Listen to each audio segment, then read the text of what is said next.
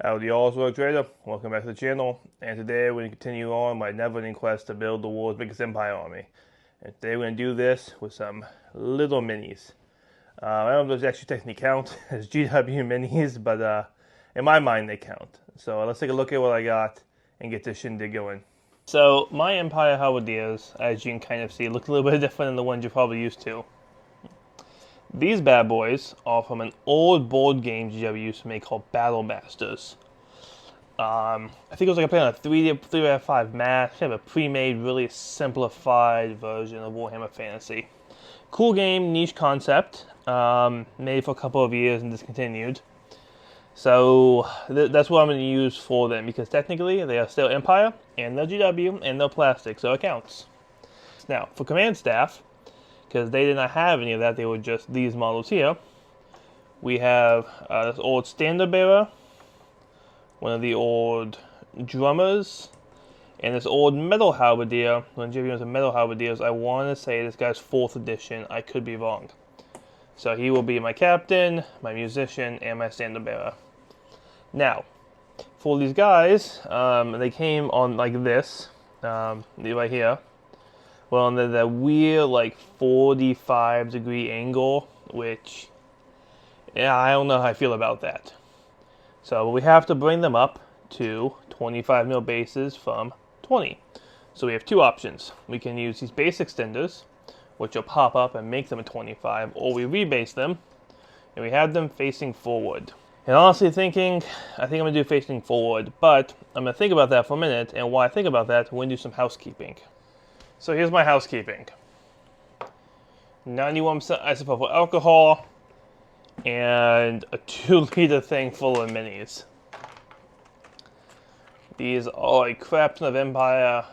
I'd say honestly 100 plus minis in there. They need them cleaned.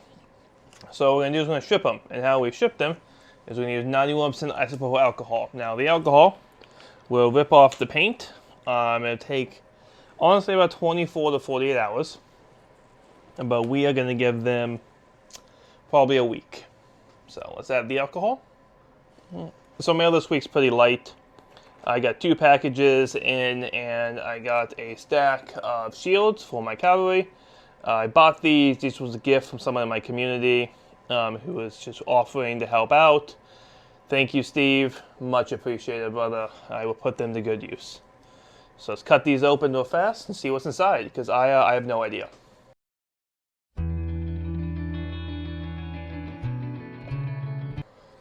Okay, so we got 5 or 6 riflemen. One is missing the rifle, which is okay. I think I have some spares. We got 2 really, really cool bannermen. I don't know what I'm going to use them for, but they are amazing looking. The issue is, one of them is missing a sword arm, and this one's missing it. I did not realize it was missing until I have to purchase, and I already bid and paid for it, so there's nothing I can really do. I was just dumb.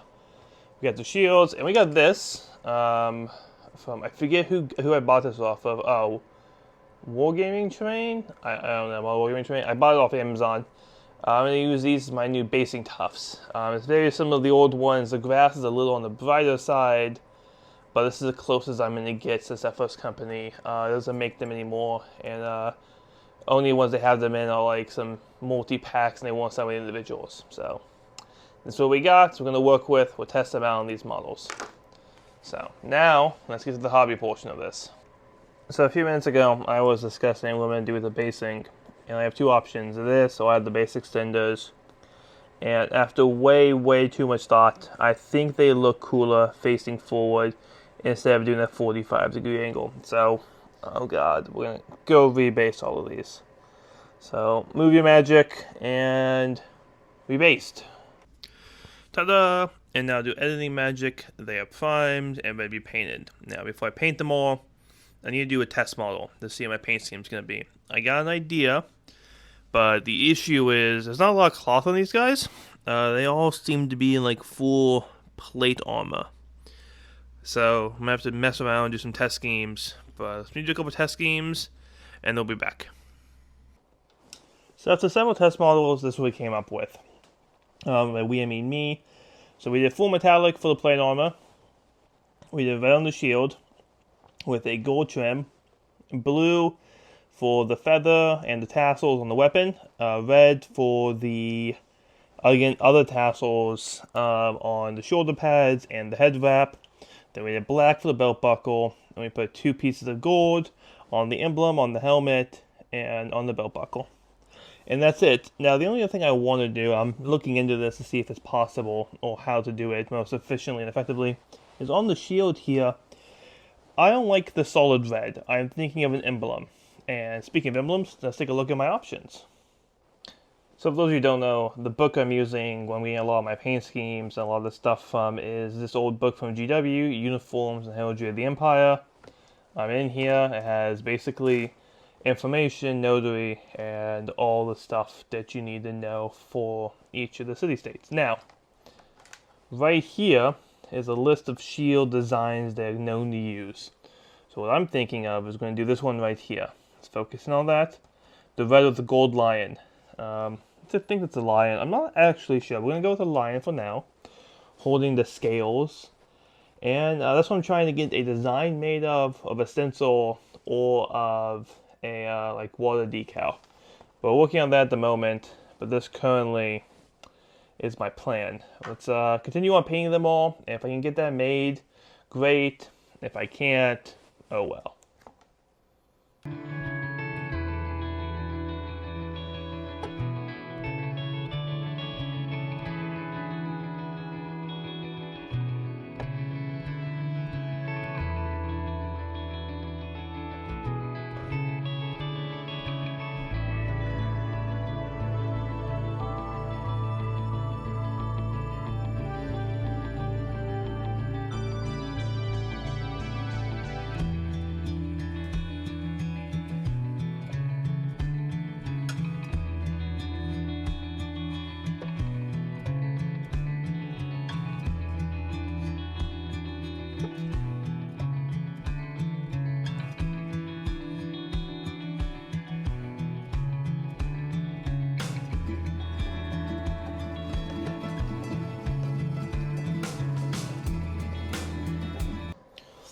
I broke it.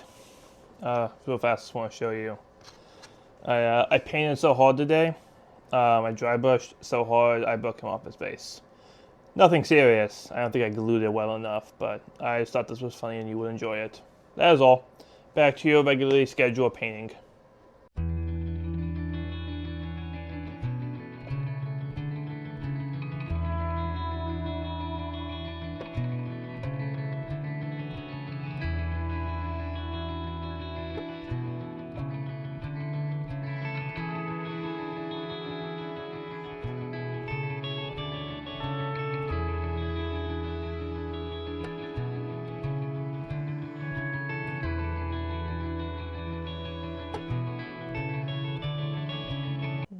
So as we get to the end of the project and finishing up the models, and I'm having a dilemma. The same dilemma I've had this whole time. Basing. I love the basing on the left. From this pyramid I did my very first video, second video. On the right is the basing I bought to replace that. It looks kind of similar, not really, but it's too tall and it's too big, especially for these shorter models. That basing is a quarter their size. And it looks kind of weird, and it's kind of subtracting from the model and not giving me what I want, what I really, really want. So, I have a new solution. So this is my solution. Army Painter. I know they're reliable, I know they're going to last a while. I even know some people inside Army Painter, so they're looking to get some stuff cheaper. And it matches kind of the theme I want to go for my Nolan. So let's take a look up close. And if you look, there it is. And you know, in the grand scheme of things, I think it'll match pretty well, especially once I have all 30 of them rocking and rolling. So, let's get all 30 of them rocking and rolling.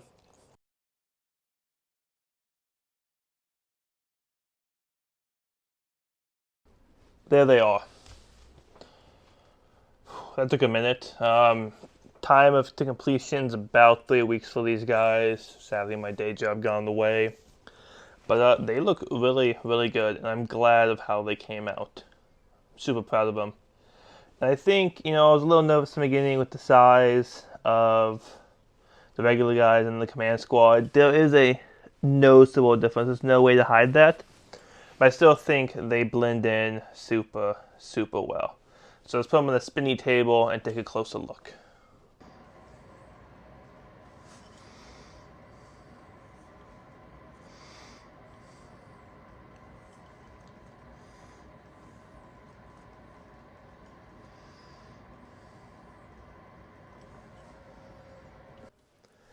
And that's a wrap.